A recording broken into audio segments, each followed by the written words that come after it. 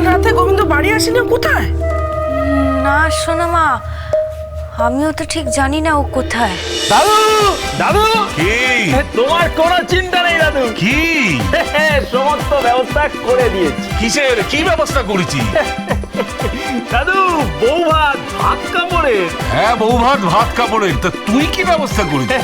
দাদু মেয়ের বাড়িতে তত্ত্ব যাবে না, তারপর কোণে সাজাবে, তারপর ভাত কাপড় হবে, তারপর তো বিকেলে জমিয়ে রিসেপশন, নাচ গান টান দিয়ে। হ্যাঁ, তা তো বুঝলাম। এত আয়োজন যে করলো সেই মূল পান্ডাটি কোথায়? কোথায় আবার?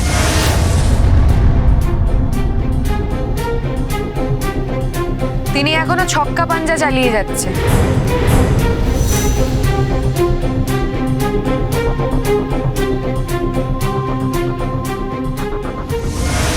মানে মানে আবার কি দাদু? ও সাপের গালেও চুমু খাচ্ছে, আবার ব্যাঙের গালেও চুমু খাচ্ছে। তোর কথা কিছু বুঝতে পারছি না রোহিণী।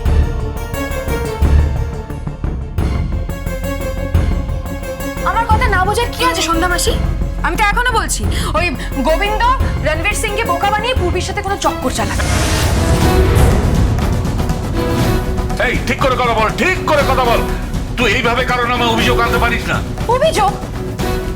দাদু তোমার এটা অভিযোগ মনে হলো? হ্যাঁ, এই যে গোবিন্দ এতগুলো টাকা নিয়ে বেরোলো, টাকাগুলো কোথায় গেল? আর কাল সারা রাত তো গোবিন্দ বাড়িতেও ফেরেনি কেন? ও কোথায় গেছে? কোথায় আছে তুমি বলো আমাকে, তুমি জানো? Good morning.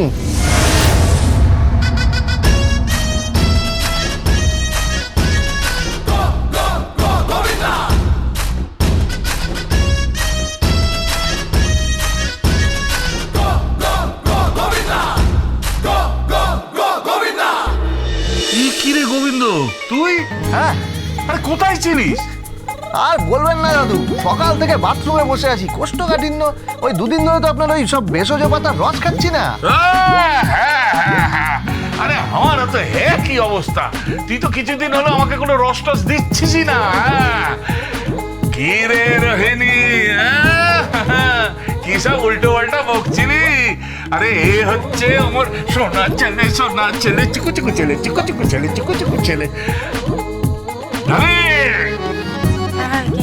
কি? আজ থেকে তোদের নতুন জীবন শুরু হলো। হ্যাঁ, নতুন জীবন। নতুন জীবন মানে? হ্যাঁ, আমি আবার ওর বউ ভাত করাবো, আবার ভাত কাপড় করাবো, আবার ফুল সজ্জা করাবো। হ্যাঁ,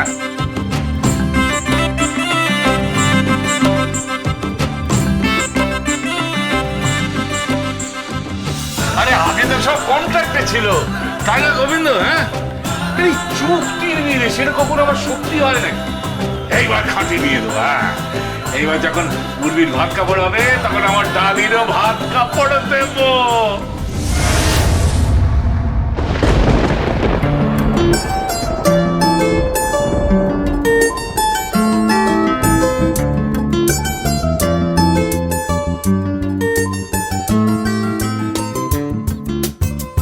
গেলেও করেছে, সর্বনাশ করেছে।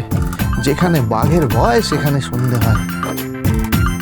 দাদু দাদু, আমি বলছিলাম কি যে ডালিকে তো আমি ভালোবাসি, মানে এই ডালি তো আমার স্ত্রী হয়, তাই আমার চরিত্র নিয়ে সন্দেহ।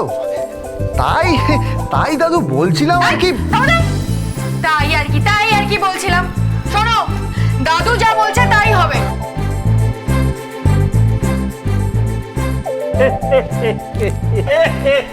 একদম ঠিক আছে, একদম ঠিক আছে। দাদু যা বলছে তাই হবে একদম।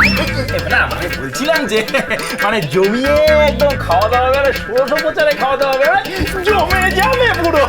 ভালোই তো, জীবনে তো হাসি ঠাট্টা উৎসবের সময় কম আছে, এই উপলক্ষে একটু হাসি ঠাট্টা করেই ফেলা গেল।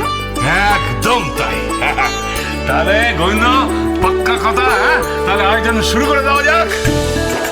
না মানে দাদু, আমি বলছিলাম কি, না আবার কি বলবে তুমি? না কি বলার আছে? দাদু তো ঠিকই বলেছে। আরে কতবারে তো সবকিছু নকল হয়েছিল বলো? ওই তো তোমার ওই বস্তির বাড়িতে কি সব হয়েছিল, কিন্তু এইবার আমার বাপের বাড়ির লোকেদের সামনে ভাত কাপড় হবে। আর তারপর কি? ফুল সজ্জা।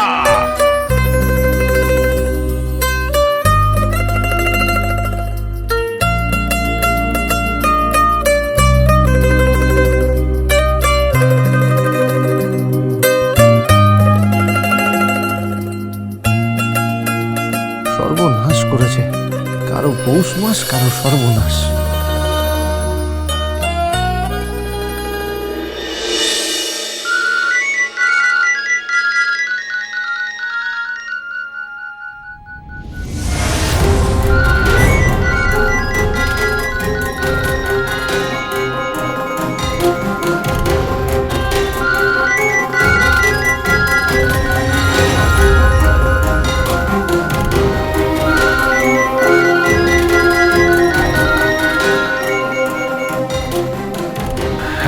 হ্যাঁ, হ্যালো। Hello hello sir. হ্যাঁ, বলো। স্যার পেশেন্টের অবস্থা খুব খারাপ, একদম ভালো নয়।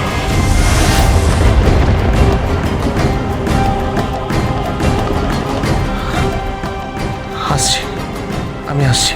ওকে স্যার, ওকে। কি হলো? কোথায় যাচ্ছ তুমি?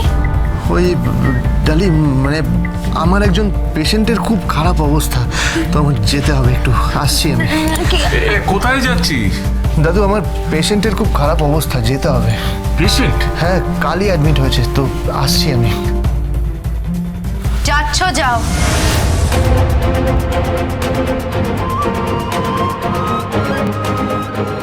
আমি কিন্তু তোমার জন্য অপেক্ষা করব।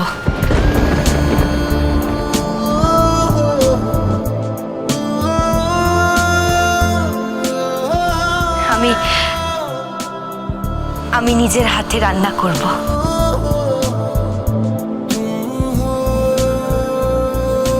তুমি আমাকে ভাত কাপড় দেবে।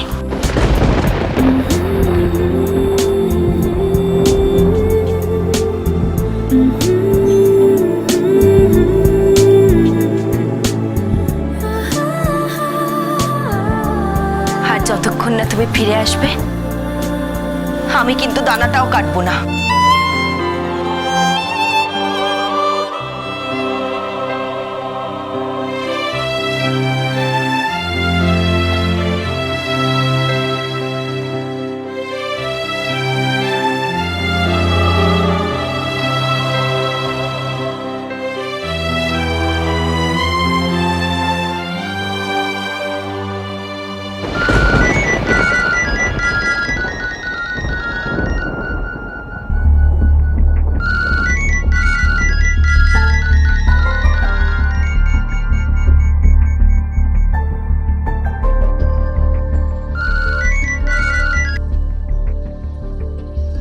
হ্যালো। হ্যাঁ ভজ, হ্যাঁ হ্যাঁ, বলছি। বলছি আজকে তো ভাত কাপড়ের অনুষ্ঠান, তো এখানে আমি অপেক্ষা করছি, মানে সবাই অপেক্ষা করছে, ভাত কাপড়ের রান্না বান্না সব হচ্ছে, তুমি আসবে তো?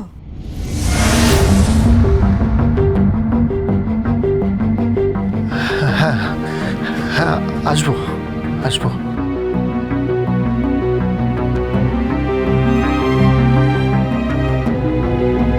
একটা কথা বলবো, তোমার গলাটা এরকম গোবিন্দের মতো শোনাচ্ছে কেন?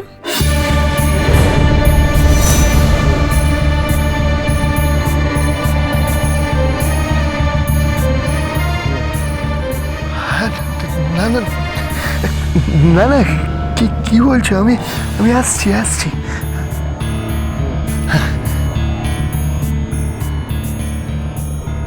আসলে ওই পেশেন্টের খুব খারাপ অবস্থা, তো আসছি। হ্যাঁ, আমি। পেশেন্টের অবস্থা খারাপ?